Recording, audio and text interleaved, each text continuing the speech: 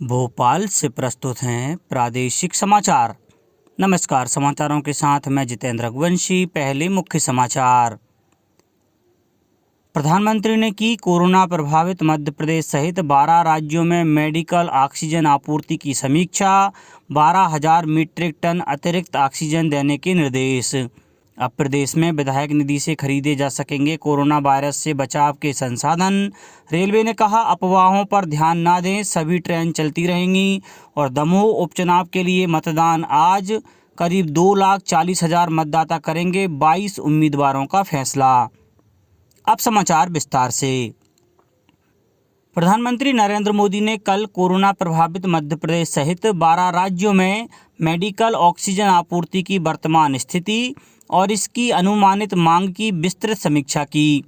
प्रधानमंत्री ने कहा है कि ऑक्सीजन की पर्याप्त मात्रा में आपूर्ति को सुनिश्चित करने के लिए मंत्रालयों और राज्य सरकारों के बीच तालमेल बनाना जरूरी है।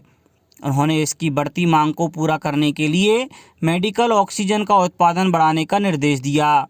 प्रधानमंत्री ने बैठक में बताया कि ज़्यादा संक्रमण वाले 12 राज्यों को 4,880 मीट्रिक टन मेडिकल ऑक्सीजन आवंटित की जा चुकी है। इसके अलावा इन राज्यों को 12,212 मीट्रिक टन अतिरिक्त ऑक्सीजन की भी आपूर्ति की जाएगी। अब विधायकों की सिफारिश पर निर्वाचन क्षेत्र विकास योजना की राशि का उपयोग कोरोना वायरस से निपटने के लिए जरूरी चिकित्सकीय उपकरणों की खरीदी एवं अन्य चिकित्सकीय व्यवस्था करने में किया जा सकेगा। योजना आर्थिक सांख्यिकी विभाग ने इस संबंध में सभी कलेक्टरों को दिशा निर्देश जारी कर दिए हैं। यह व्यवस्था सिर्फ वित्तीय वर्ष 2021-22 के लिए की गई है। व्यय की अनुमति एक बार के लिए होगी। किसी भी परिस्थिति में कोई भी व्यय वर्ष 2022-23 के अंतर्गत नहीं किया जाएगा। बैतूल जिले में कोरोना संक्रमण से बचाव के लिए आमला विधायक डॉक्टर योगेश पंडागरे और पूर्व विधायक हेमंत खंडेलवाल ने 1,01,000 रुपये की राशि रेड क्रॉस समिति के लिए कलेक्टर को भेंट की। धार विधायक नीना वर्मा ने भी जिला भोज चिकित्सालय में विधायक निधि से सेंट्रल ऑक्सीजन सिस्टम के लिए राशि स्वीकृत की है। प्रदेश में बीते 24 घंटों में उज्जैन, सागर, खरगोन, शिवपुरी, कटनी, नरसिंहपुर, सतना और शाजापुर में 200 से ज़्यादा नए केस सामने आए हैं। वहीं भोपाल में संक्रमण दर 27% से ज़्यादा हो गई है। मंदसौर में 16 अप्रैल की शाम 6 बजे से 26 अप्रैल तक 10 दिनों का लॉकडाउन किया गया है। मंदसौर कलेक्टर मनोज पुष्प ने बताया कि इस दौरान जिले में आवश्यक वस्तुओं की आपूर्ति जारी रहेगी। शिवपुरी में बढ़ते कोरोना को देखते हुए 16 अप्रैल की शाम 6 बजे से शुरू हुआ लॉकडाउन गुरुवार सुबह 6 बजे तक लागू रहेगा। शहडोल जिले में भी 26 अप्रैल तक कोरोना कर्फ्यू बढ़ा दिया गया है। सीहोर में कोरोना कर्फ्यू का उल्लंघन करने वालों पर कार्रवाई की जा रही है।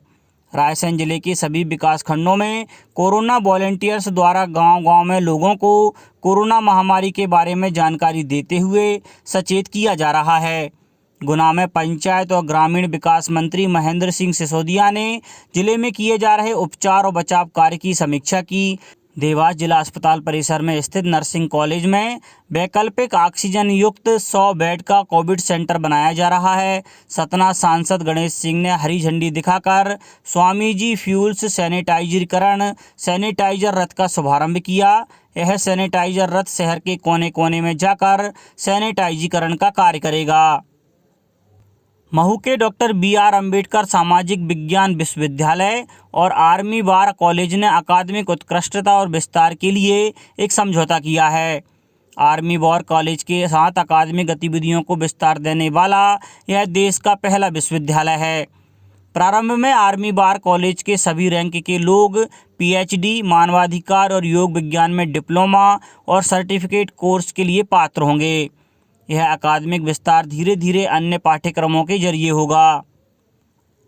रेलवे ने लोगों को आश्वस्त किया है कि सभी रेलगाड़ियों का संचालन जारी रहेगा और किसी को भी अफवाहों पर ध्यान देने की जरूरत नहीं है।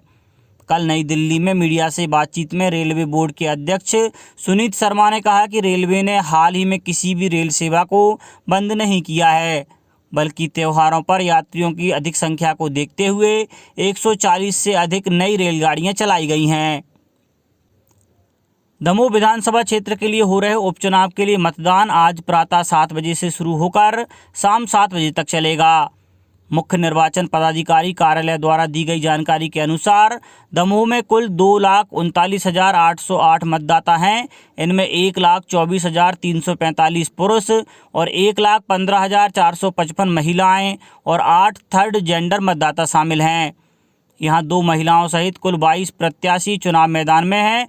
दमोह में 359 मतदान केंद्रों की व्यवस्था संभालने के लिए 1,448 मतदान कर्मचारी और 432 रिजर्व पोलिंग कर्मचारियों सहित 1,880 कर्मचारियों की ड्यूटी लगाई गई है।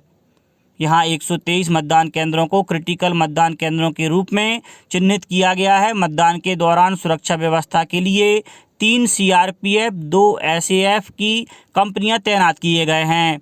219 स्थानों पर वेबकास्टिंग की व्यवस्था भी की गई है। अपर मुख्य निर्वाचन पदाधिकारी अरुण कुमार तोमर ने बताया कि मतदान केंद्र पर मतदाता के तापमान की जांच की जाएगी। 2 बार के बाद भी तापमान अधिक पाया गया तो मतदान के आखिरी में उस मतदाता से मतदान कराया जाएगा। हर मतदाता को मास्क पहनना अनिवार्य है। मतदान केंद्र पर मतदाता को एक हाथ का दस्ताना दिया जाएगा, जिसको पहनकर वह EVM का बटन दबा सकेगा। मतदान केंद्र पर आगमन और निर्गम द्वार पर हाथ धोने के लिए साबुन और सैनिटाइजर की व्यवस्था रहेगी। प्रदेश में बढ़ते कोरोना संक्रमण के मामलों को देखते हुए सरकार कोविड केयर सेंटरों की संख्या बढ़ा रही है। चिकित्सा शिक्षा मंत्री विश्वास सारंग ने कहा है कि रेड क्रॉस अस्पताल को भी कोविड केयर सेंटर बनाया गया है। इसके अलावा कम लक्षण वाले मरीजों के लिए प्रशासन अकादमी में भी व्यवस्था बनाई जा रही है। उन्होंने बताया कि राजधानी को 150 ऑक्सीजन कंसंट्रेटर मशीन मिली हैं। पहली खेप में 2000 ऑक्सीजन कंसंट्रेटर खरीदे जाएंगे। यह मशीनें भोपाल के सरकारी मेडिकल संस्थानों को दी जाएंगी। प्रदेश के सभी शासकीय विद्यालयों में कक्षा 9वीं एवं 11वीं की वार्षिक परीक्षा नहीं ली जाएगी। विद्यार्थियों का मूल्यांकन अकादमिक सत्र के दौरान लिए गए रिवीजन टेस्ट और अर्धवार्षिक परीक्षा के मूल्यांकन के आधार पर किया जाएगा।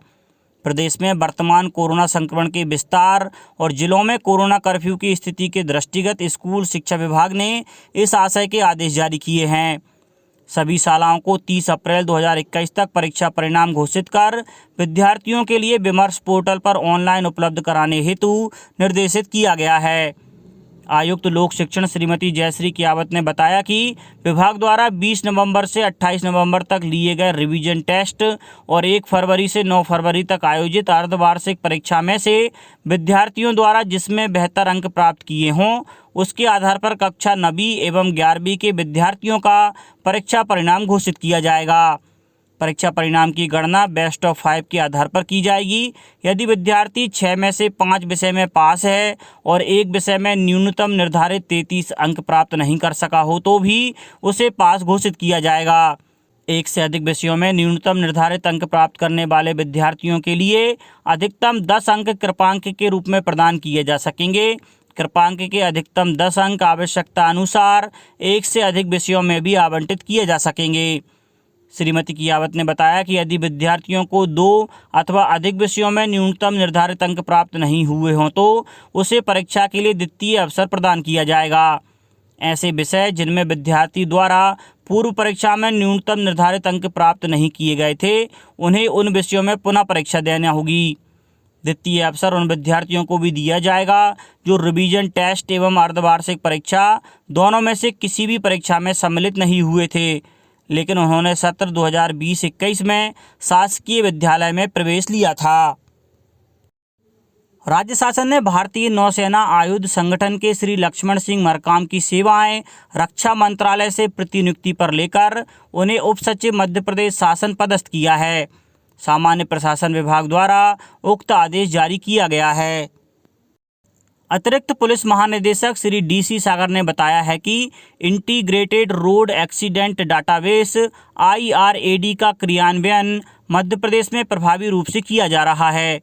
उन्होंने बताया कि इस ऐप का उपयोग प्रदेश के 41 जिलों में प्रारंभ किया जा चुका है। ADG श्री सागर ने बताया कि भारत सरकार ने ऐप के क्रियान्वयन के लिए पायलट प्रोजेक्ट के रूप में मध्य प्रदेश को भी शामिल किया है। मध्य प्रदेश के अतिरिक्त तमिलनाडु, उत्तर प्रदेश, कर्नाटक, महाराष्ट्र और राजस्थान को भी पायलट प्रोजेक्ट में शामिल किया गया है। श्री सागर ने बताया कि ऐप का उपयोग कर सड़क दुर्घटनाओं का डाटाबेस तैयार किया जा रहा है। डाटाबेस के आधार पर दुर्घटनाओं की रोकथाम के लिए आवश्यक कदम उठाए जा रहे हैं, जिससे कि दुर्घटनाओं की संख्याओं को न्यूनतम किया जाकर जनधन हानि से बचा जा सके। अब कुछ समाचार खेल जगत से। चेन्नई सुपर किंग्स ने IPL 2021 सीजन में अपना पहला मैच जीत लिया है। अपने दूसरे मुकाबले में चेन्नई ने पंजाब किंग्स को 7 विकेट से हराया।